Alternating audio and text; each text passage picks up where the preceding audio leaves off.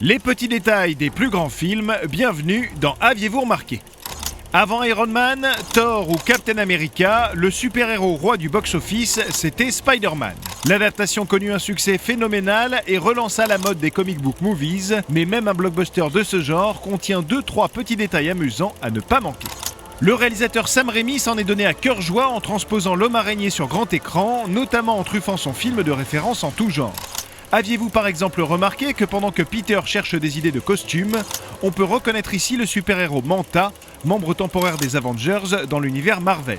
Ou encore qu'alors qu'il cherche comment lancer sa toile, il dit plusieurs phrases et notamment Shazam, nom d'un autre super-héros du côté de DC Comics cette fois-ci. On peut aussi entendre l'un des employés de Jonah Jameson, le rédac-chef du Daily Bugle, dire que Eddie a tenté d'avoir des photos de Spider-Man. Ce Eddie n'est autre que Eddie Brock, joué par Topher Grace dans le 3e épisode, et qui deviendra plus tard l'abominable Venom.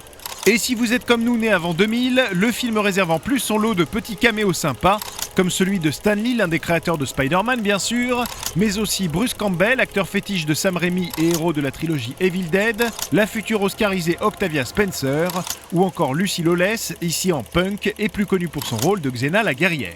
Ceux qui sont sensibles aux couleurs auront noté que lors du repas de Thanksgiving, Peter Parker et Norman Osborn portent les couleurs de leurs ennemis respectifs, le vert du bouffon pour Peter et le bleu et rouge de Spider-Man pour Norman. Enfin, les passionnés de peinture auront vu dans ce même repas le sympathique clin d'œil du réalisateur à une célèbre peinture de Norman Rockwell.